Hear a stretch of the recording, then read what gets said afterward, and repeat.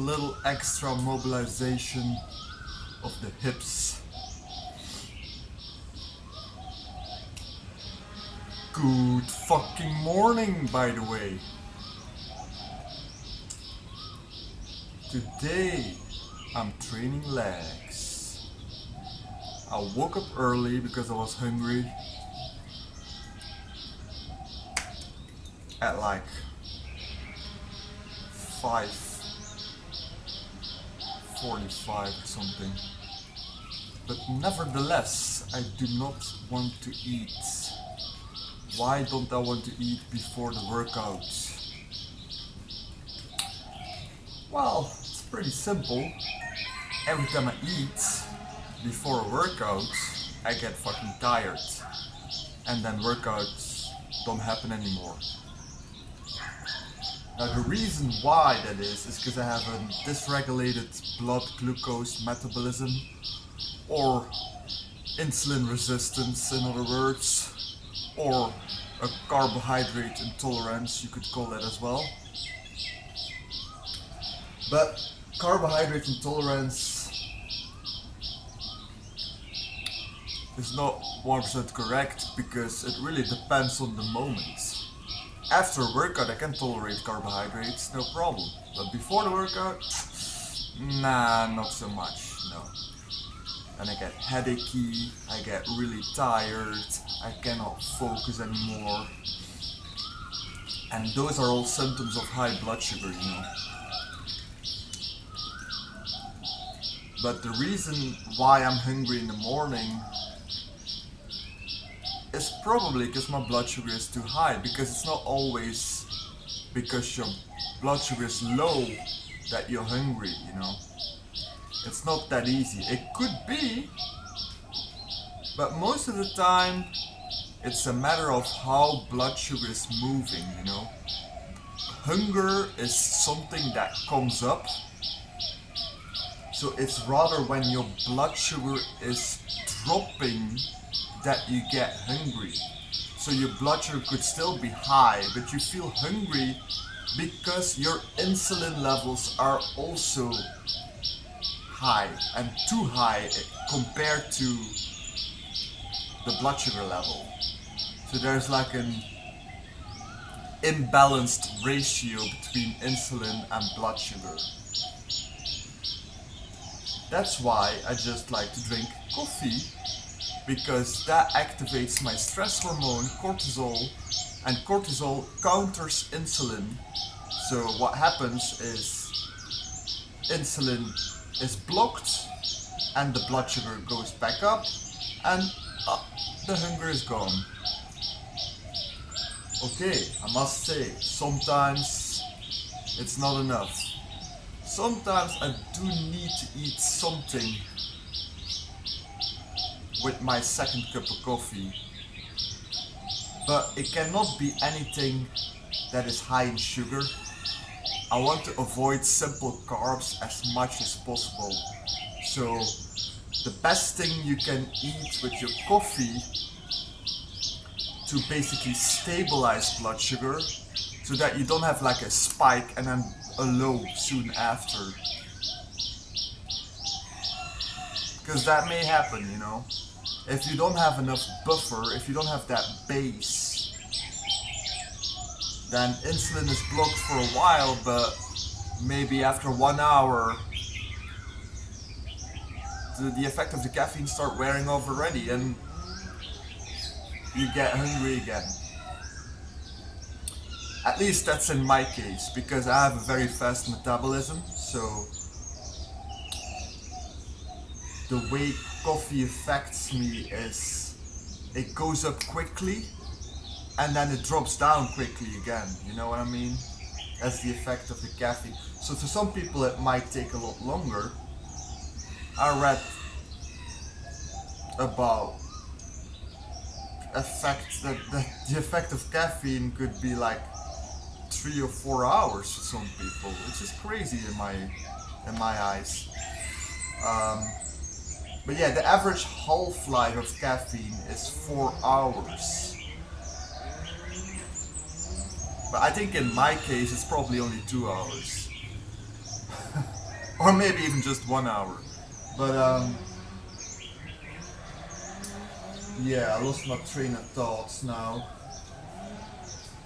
Oh yeah, when you need to eat something with your cup of coffee, it better be fat and fiber, nothing that provokes an insulin response. So foods that are very low in sugar in the first place, but also in protein, because it depends on which kind of protein. But for example, whey protein is a no-go for me because whey protein is highly insulinogenic. So if I drink whey protein after caffeine, oh boy, it's bad. It's bad. Believe me, blood sugar will just drop like crazy. Um, Of course, there's different types of protein, so whey protein is very fast acting, that's why it's causing that high insulin response, but you also have slower proteins. And if you combine the protein with fat and fiber, that will also slow down the response. Um, but yeah, so foods that are pretty low in sugar and protein, but pretty high in fiber and fats, such as Brazil nuts, a piece of really dark chocolates, like at least 70% cacao, preferably 90, um, and just a small piece, not more than 20 grams. Yeah, that works for me to stabilize blood sugar and gives me a nice, calm feeling of energy, if that makes sense. Like I want a calm energy, not an agitated, anxious energy. Not that nervous energy that some people can get from coffee, but really that calm, deep, grounded energy. Let's get started.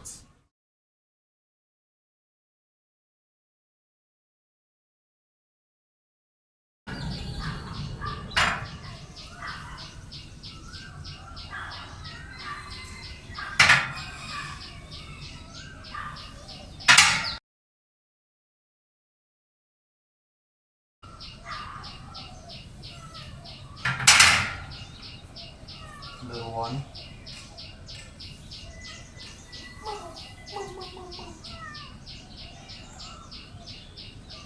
Hey, you want to be on camera? Look who's here. Somebody want to lift weights with me. Somebody was hungry and she don't drink coffee.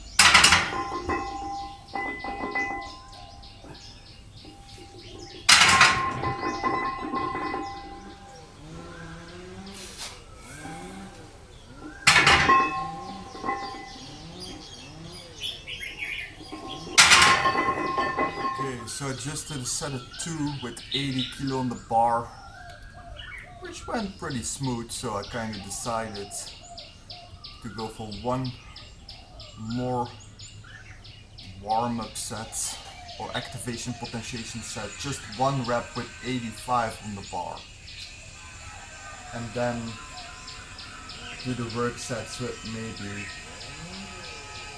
72 and a half instead of 70 compared to last time, or 75.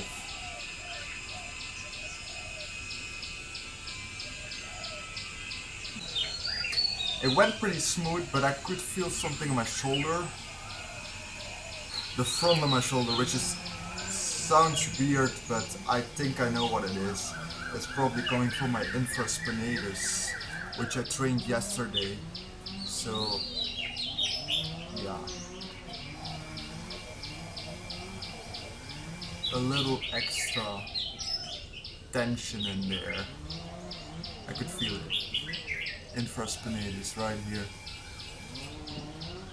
One of the rotator cuff muscles. It's pretty tense. Just below the spine of the scapula actually.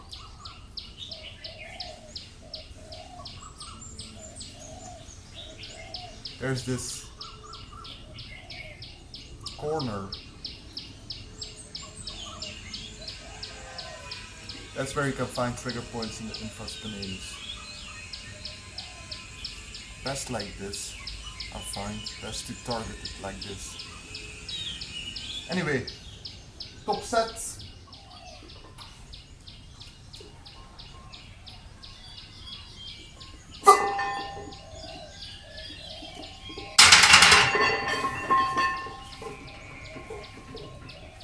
Easy. Okay, what the heck. 75 on the bar for the work weight, for the work sets.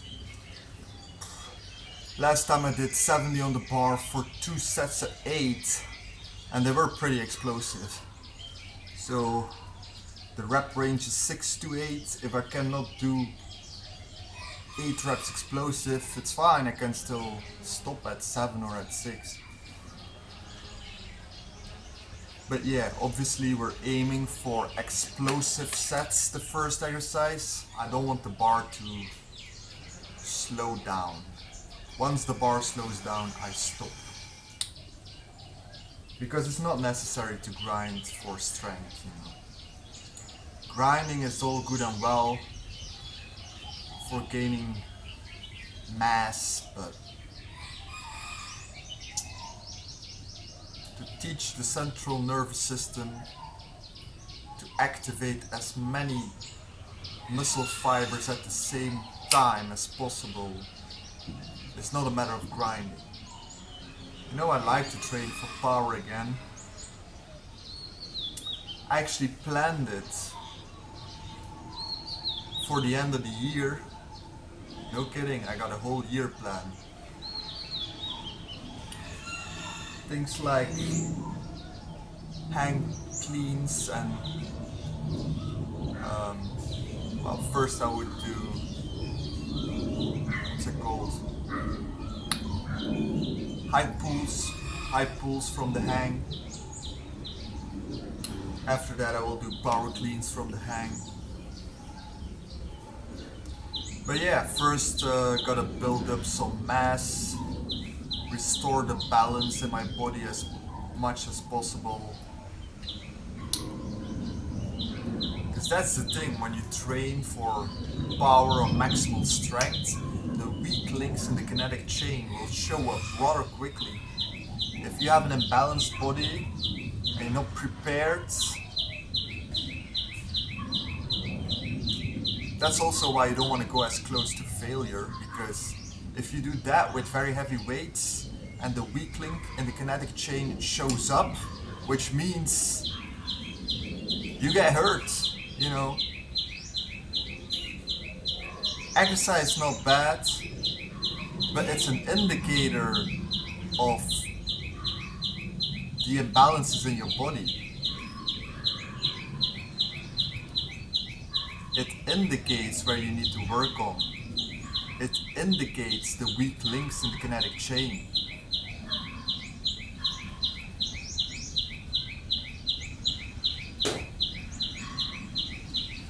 You have to understand that that is the reason why you get hurt if you exercise hard.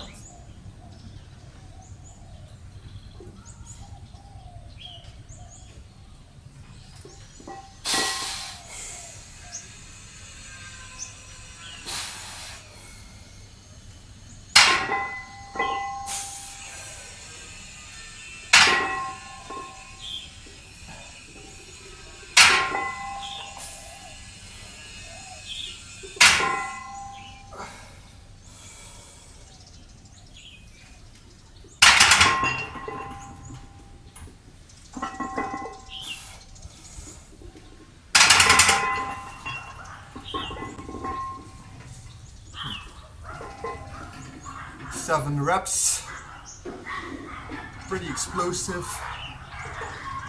I kind of noticed after rep 6 that my left foot was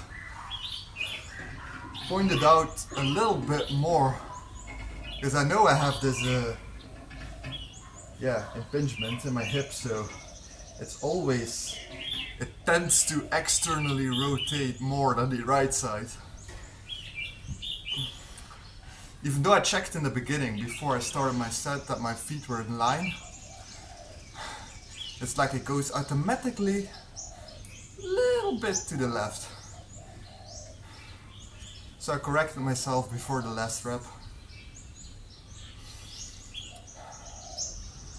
Because I know if I don't do that, my piriform is gonna start acting up. You don't want that.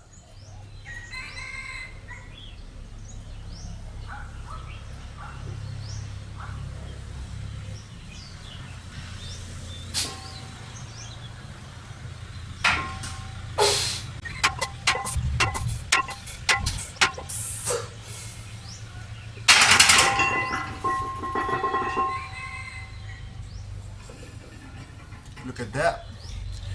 8 reps, pretty explosive, isn't it? So last time I did 30 reps with 16 kg. So now I'm trying 19. I just did a few feeler sets. I think my knee can handle it. Let's go.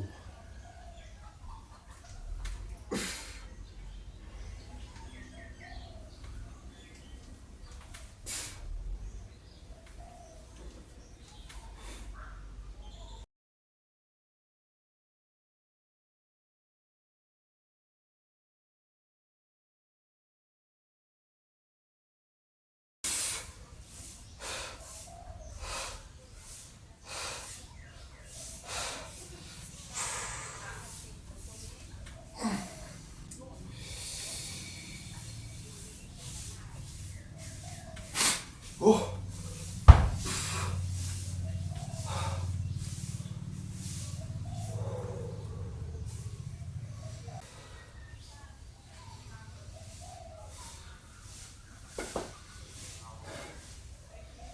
Okay.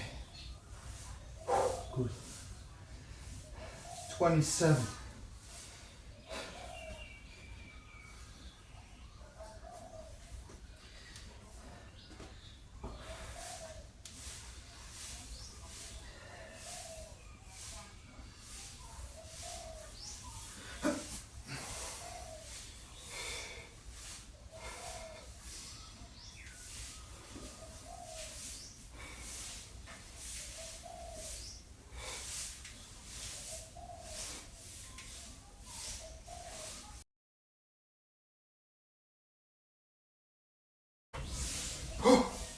I just treated my psoas because the hip flexors on my left side are pretty fucking tight when I do my right leg. It's a bit annoying. But I must say my knee feels fine and I'm actually pretty happy with my progress, because not that long ago I couldn't do 16 kilogram dumbbells for just 1 rep without knee pain. And now I did just 27 reps with 19 kilogram dumbbells. The fact that I take MSM now for about 1 month may have to do with it.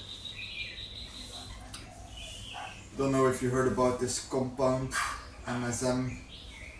It's a sulfur and it basically lubricates your joints. It's often added to glucosamine and chondroitin supplement, also used for joint pain. But I went to my osteopath. I tried that one before, and I went to my osteopath and I told him I noticed improvement, and he was telling me, well, it's probably the MSM. So now I just bought pure 100% MSM powder to see what that gives, and it seems to work. It tastes horrible though, but You can mix it in just a very small amount of water and then get it down in one sip. Second set. Next up.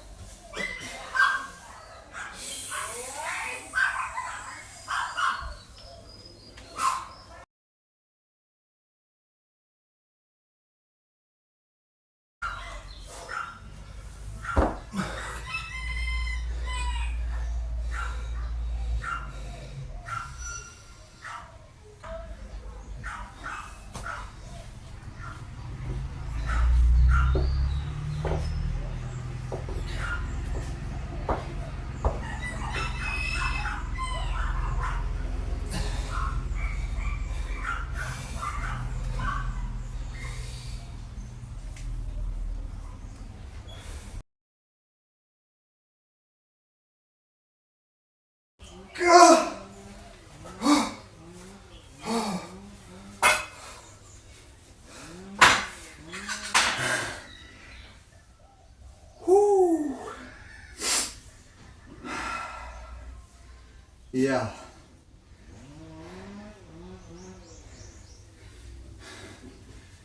Can feel a little bit of irritation now. It started during the second set on my left leg actually. Obviously there's still some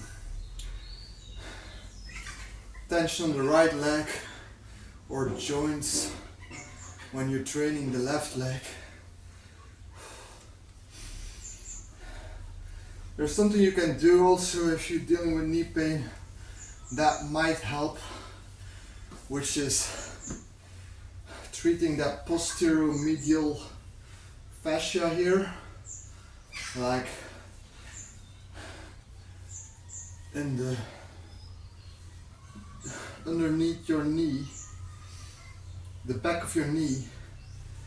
You're pressing in there with your fingers along the tendon.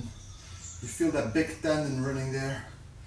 Just press in the meat next to it and then extend your leg like that 10 to 12 times. You can play around a little bit with your fingers as to find where it is most tensed.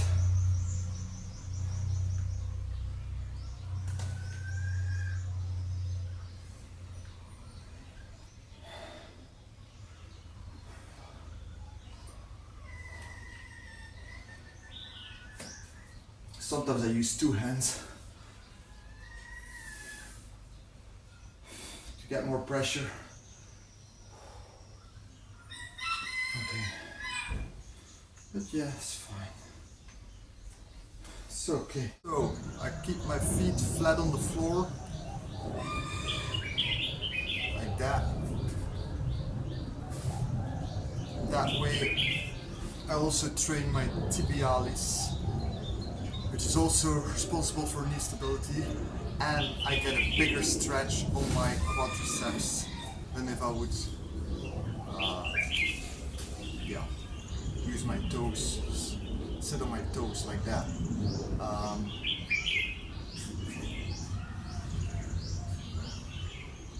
But I try to keep it as long as I can with feet flat, and if it gets too hard or my knee starts hurting, I will change to the position on my toes.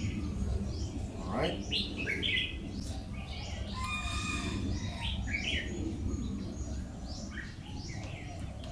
Really contracting those abs.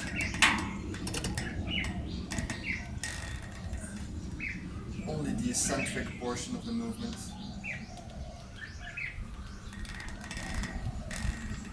It's hard enough for my knee.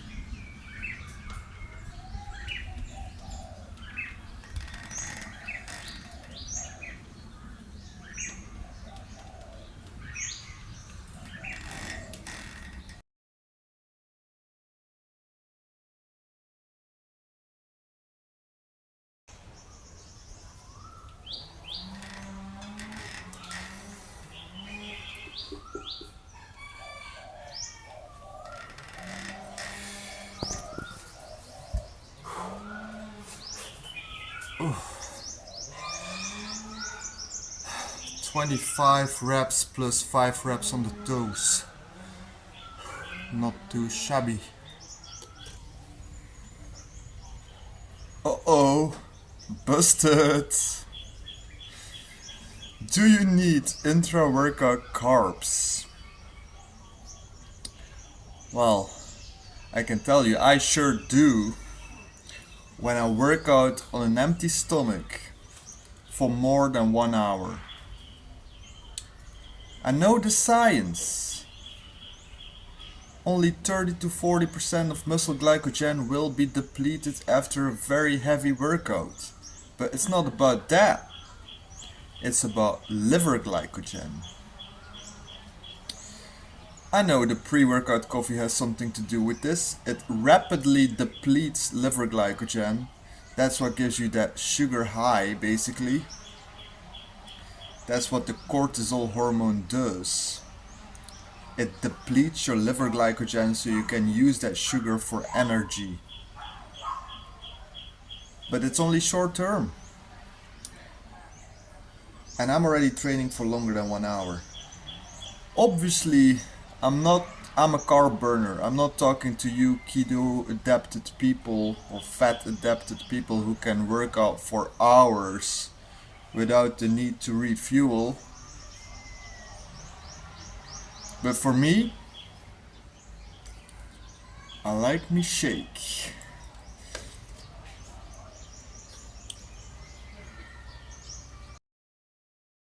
I don't like the fact that I have to make it intra-workout because I'm getting out of my groove completely, but I was getting all shaky. I am working out for longer than 1 hour for sure. With recording and everything, it takes a bit longer.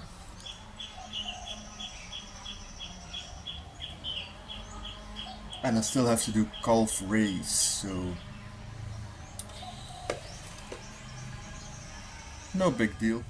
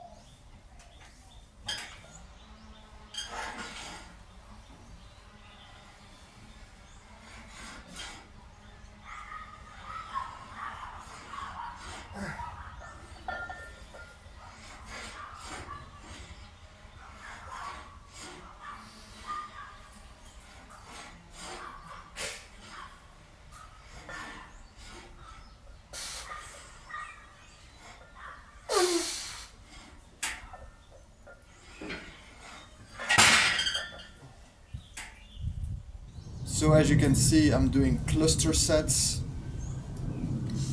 3 sets of 6 to 8 with minimal rest in between. The first set, my legs are internally rotated to target the inner part of the calf. The second set, my legs are externally rotated to target the outer part of the calf. And then the last set is with a neutral stance, because that's the easiest stance and we still target all parts of the calf, more or less. I did now 3 sets of 8, while last time I did 8, 7, 6 reps. So I'm gonna increase the weight a little bit for the second cluster sets. Must be the shake helps.